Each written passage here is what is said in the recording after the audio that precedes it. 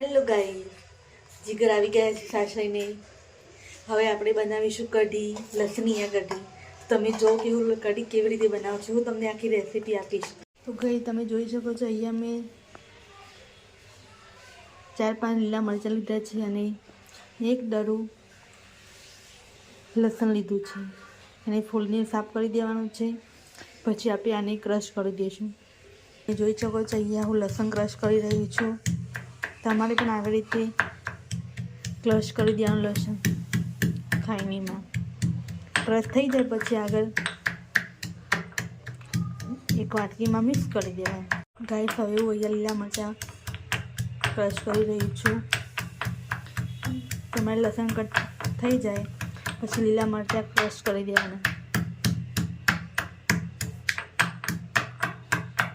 તો અમે અહીંયા તેલ મૂકી દીધું છે વઘાર થવા માટે.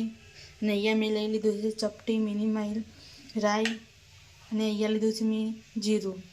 અને આ લસણ અને મરચાં છે ક્રશ કરેલા. જોઈએ હવે વઘાર આવે એટલે આપણે તેને અંદર મિક્સ કરીએ ધીરે ધીરે.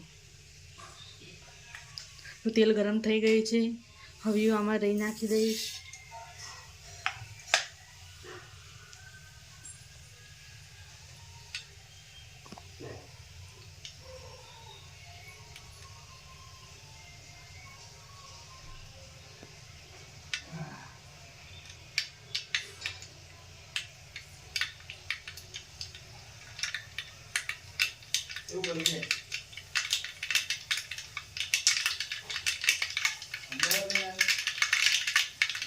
ફૂટી રહી છે. હવે આપણે આમાં મિક્સ કરી દઈશું જીરું.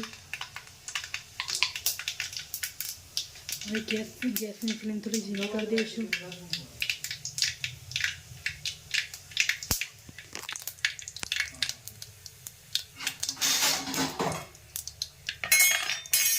જીરું પણ થઈ ગયું છે. હવે આપણે આમાં નાખી દઈશું લીલા મરચાં અને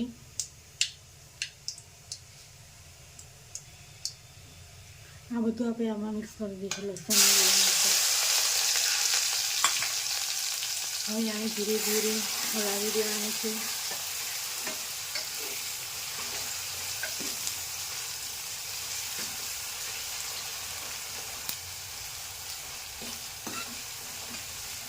આનાથી આપણી કઢી ઘટ્ટ થશે.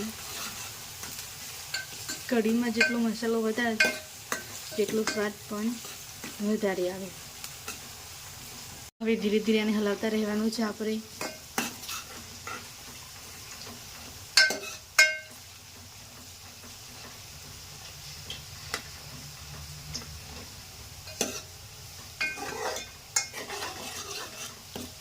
જો ગાઈસ, હવે મેં આમાં છાશ લઈ લીધી છે કટકી જેટલી. હવે આપણે આમાં એડ કરીશું છાશ.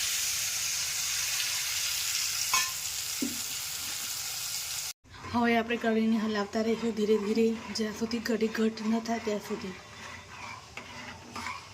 તમે જોઈ શકો છો આપણી કઢી ઘટ્ટ થઈ ગઈ છે.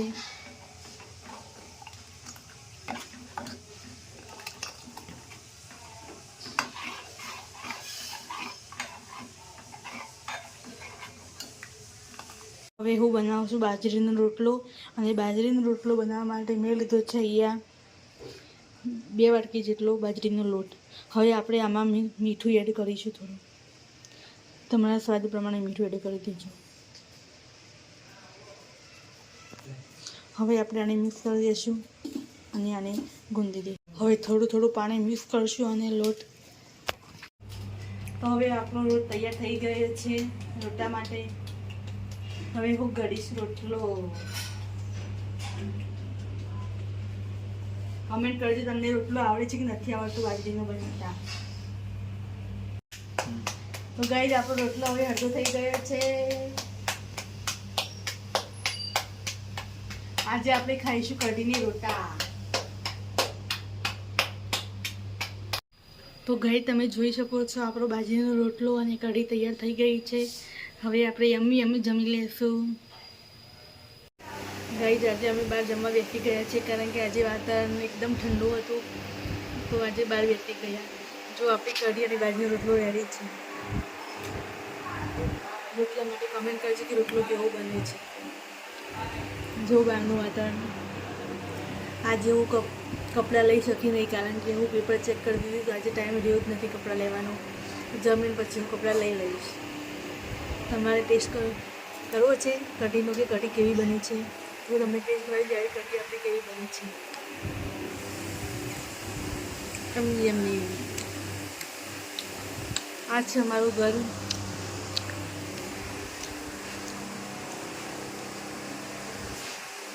અમારું ઘર તમને કેવું લાગે? લાઈક શેર કમેન્ટ કરજો.